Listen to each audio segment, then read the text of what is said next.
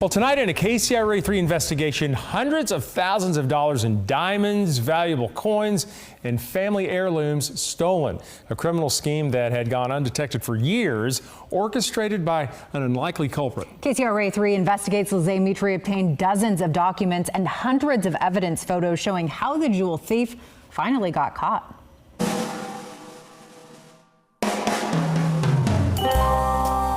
This is a thief's dream, a treasure trove. But it's all under the care of the very agency tasked with protecting the public from fraud, the state controller's office. I'm not playing. I'm treating your money like my own money. You steal from me, you better run and hide because I'm coming for you. On top of tracking taxpayer money, the controller safeguards unclaimed property, valuables left behind in safe deposit boxes after someone died or didn't pay the bill, returned when the rightful owner or heir turns up, like in the case of a Southern California man in March last year.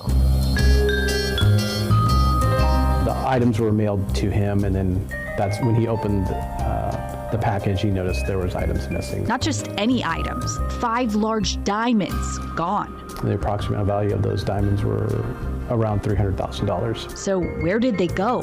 The state controller's office checked its surveillance cameras, tracing the package's movements in the mailroom. That's when they discovered that there was suspicious behavior by one of the employees. Then 58-year-old Miguel Espinosa, a mail machine supervisor, caught their attention. He was taking the box to a location where there was no cameras. He was bringing it back, retaping it, and then sending it off. So the California Highway Patrol got a warrant to search his Sacramento house, but it had already been a month since the theft. The diamonds could be anywhere, sold or carefully concealed. It's not my house. I don't know the hiding spots.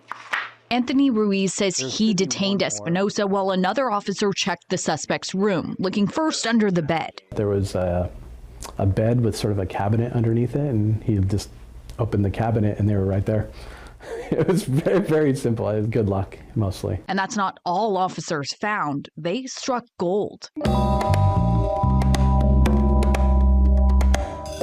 Like specialty coins, jewelry, there were a couple silver bars, things that looked like family heirlooms. Everything had to be carefully cataloged. It took days, generating more than 300 photos. So this went from one person reporting some diamonds missing to how many people?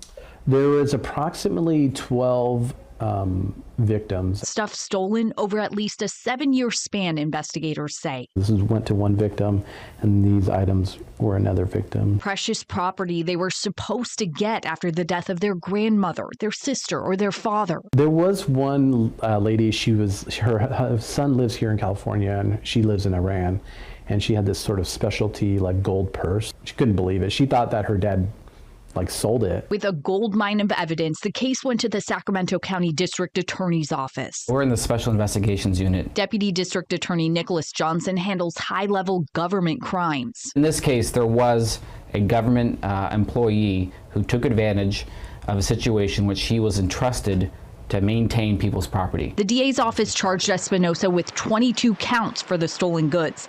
He ultimately pleaded guilty to 3. This case was a particularly strong case. The evidence was overwhelming. We made an offer, and he accepted it. So case number 23-E. Espinosa faced a judge in April to find out his fate. One thing that stood out to me is the concept of family and how you believe in family. And what was ironic to me was the fact that you stole from families. Espinosa was sentenced to more than a year and a half in county jail, then probation. And the families got their belongings back, leaving just one thing unresolved, one last lingering question. Mostly it was just why he did it. He wasn't selling the property, so is he getting some sort of thrill out of doing it? He did it once and just kept doing it. It's questions I don't have the answers to. In Sacramento County, Lizay Mitri, KCRA 3 investigates. Espinosa never agreed to talk to police. KCRA 3 also tried to reach out to him in jail, but he did not respond. He is expected to be released in January of next year.